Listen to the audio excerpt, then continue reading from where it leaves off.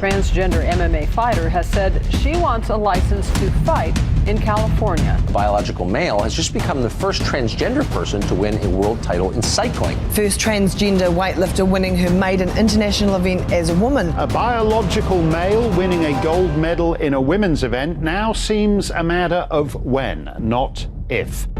Since sports events began, men and women have been segregated by gender to make the competitive events fairer due to differences in muscle mass, innate strength, or testosterone levels.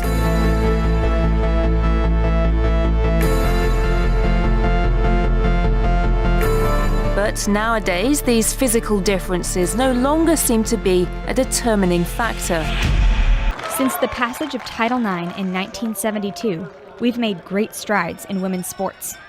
But President Biden's recent executive order removes legal protections for women by allowing males into female athletics. This move sidelines women in their own sports and reverses nearly 50 years of advances for women. Take Connecticut.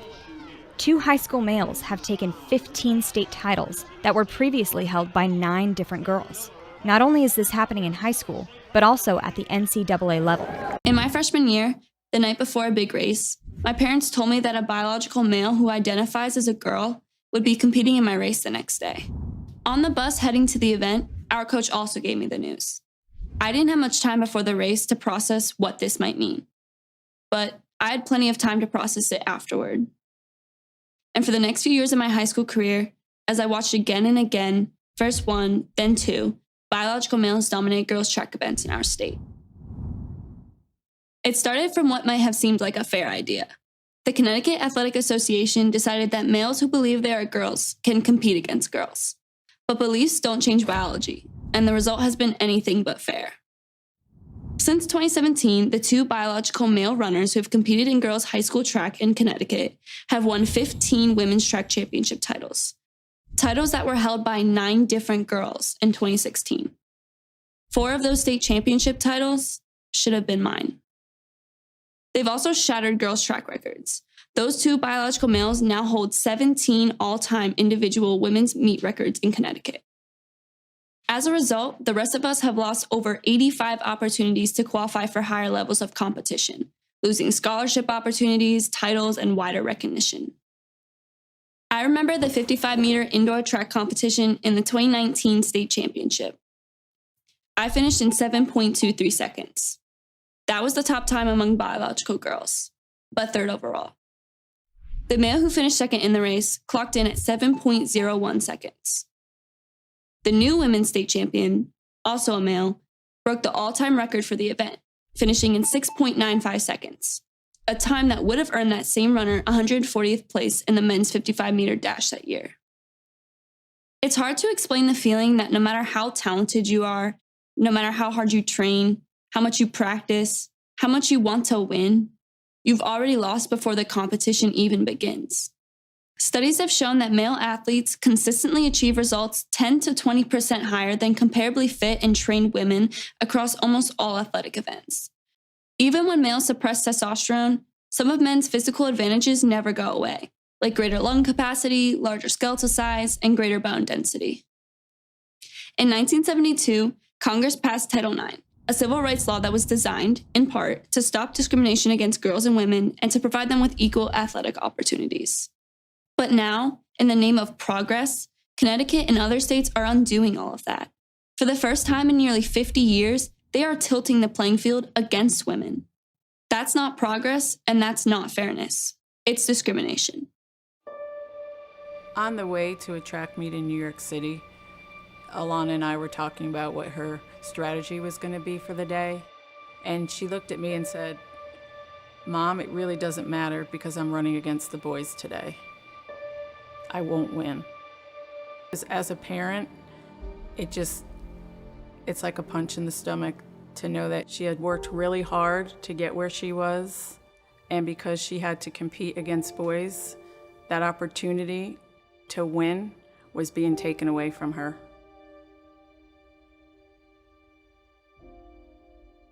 Women should have the opportunity to be champions. Athletics is an opportunity for young girls to develop self-confidence, to work hard, to see the results, not just to participate, but to win. And when you allow males to come in and to steal those opportunities away from young women, that is not okay. It doesn't just violate Title IX, but it impedes their future athletic and career opportunities as well. I think the most important thing for people to know is that it's not about that they are transgender, it's about that it's not fair to everybody else in our category, because we know that they have a physical advantage over us, and sports is something that should be fair.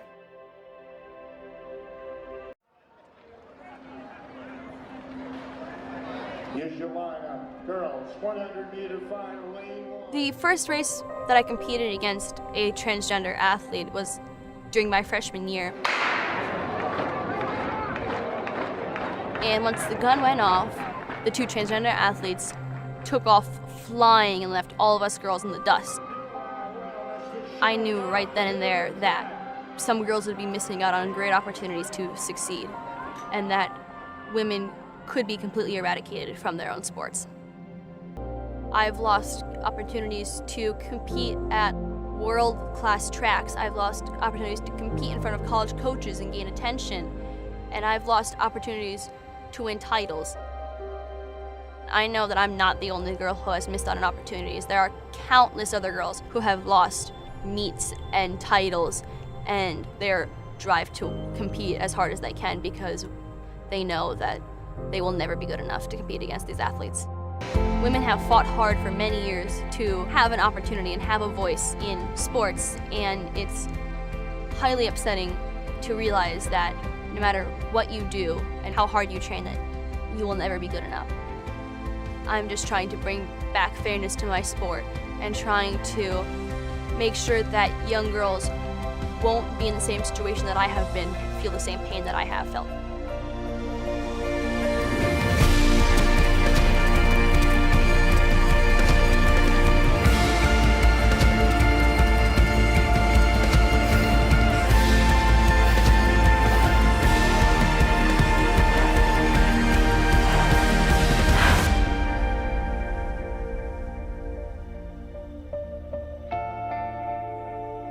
Recently, Joe Biden signed an executive order on his first day in office, which forces schools to allow transgender athletes to compete in the sports of their chosen gender.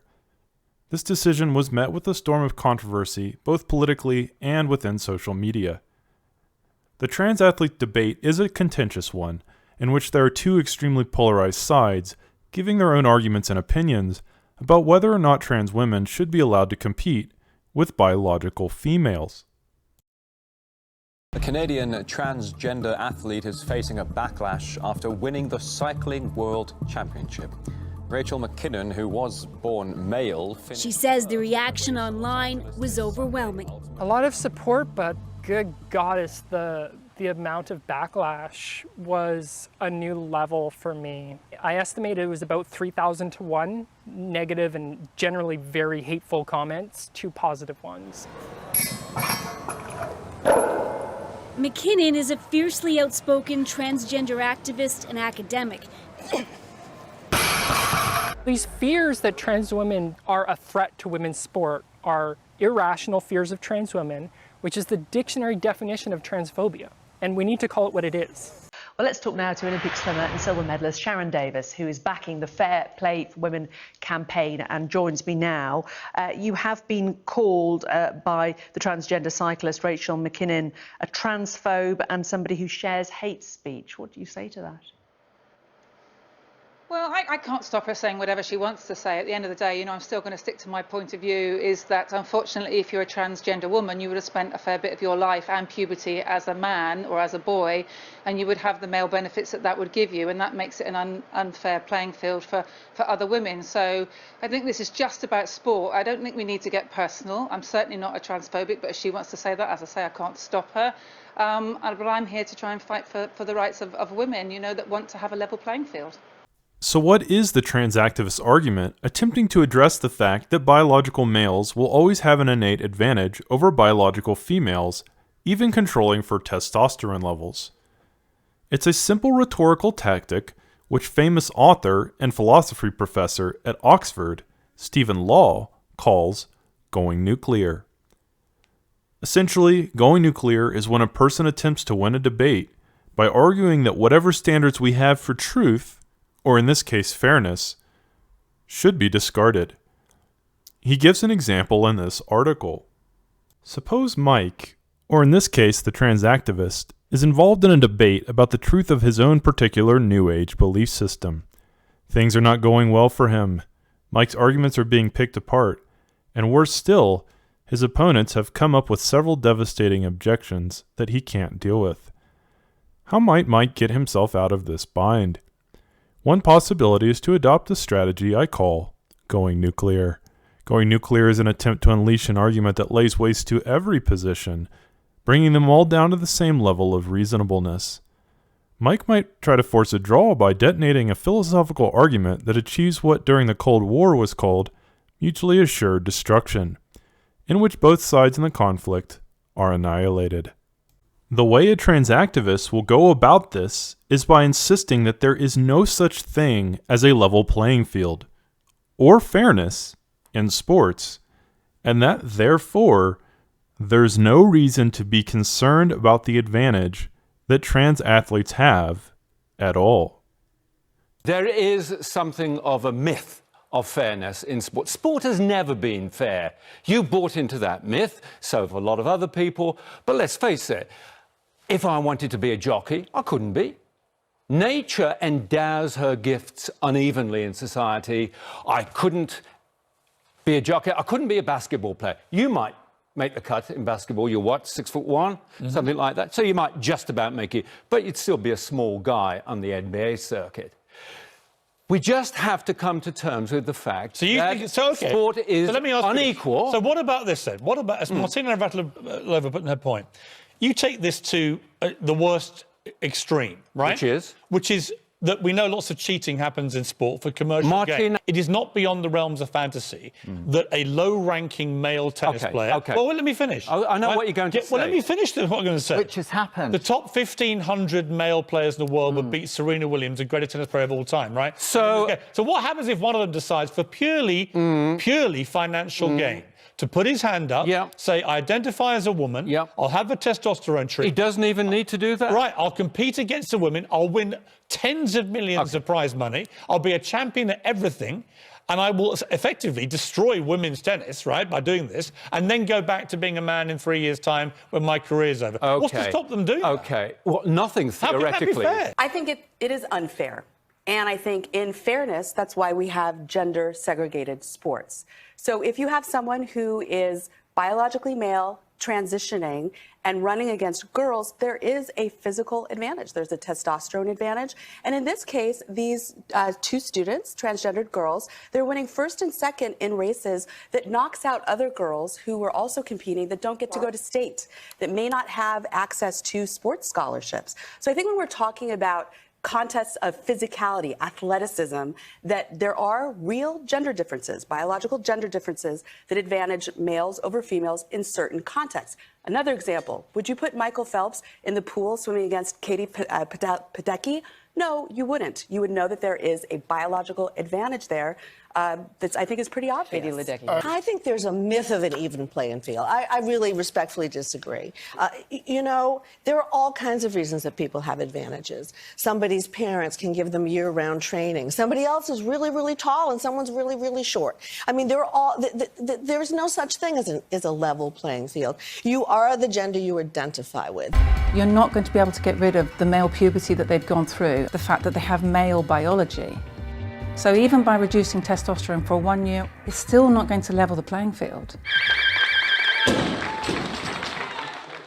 Athletes come in a huge range of shapes and sizes and natural abilities. Population demographics around the world are different. So Dutch women average height is over 5'6". Indonesian women is around 4'10".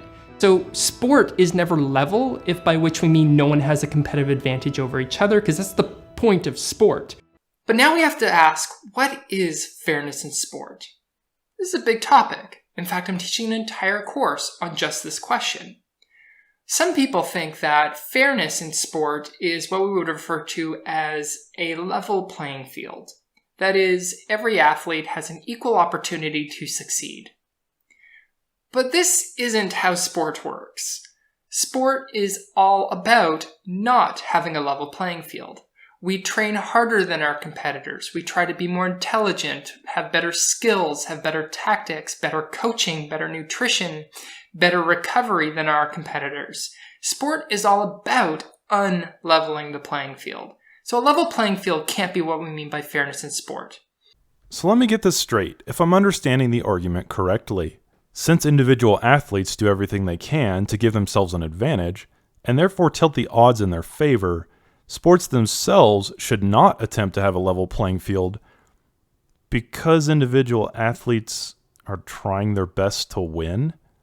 What the hell is this woman talking about? She's attempting to conflate the effort individual athletes put into giving themselves an advantage so that they can succeed to the rules that sports leagues and organizations put into place to keep the competition fair. These aren't even remotely the same. Yet you see this level playing fields don't exist argument being made by trans activists over and over and over again in person, on social media, and even on major news sources such as Newsweek and Huffington Post. Here's my final point. If "we shouldn't care about fairness" is the best argument that trans activists have to offer, then they've already lost the argument, because the nuclear option is only an argument you use after you've already lost.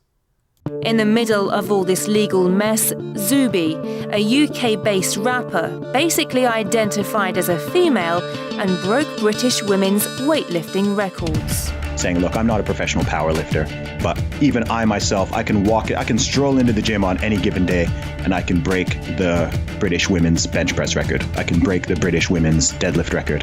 When I'm on form, I could potentially break the British female squat record. And I don't even compete. So if you're a woman and you're a natural woman and you don't take any extra hormones or male hormones, you're not taking steroids or any sort of performance enhancing drugs, you're doing your very best to compete and you're at the top of the heap. But then someone comes along that was a man for 30 years and decides that they're going to be a woman, and this has happened, and literally transitioned a few months ago and competes as a woman and destroys records and dominates you in that sport. That's bullshit.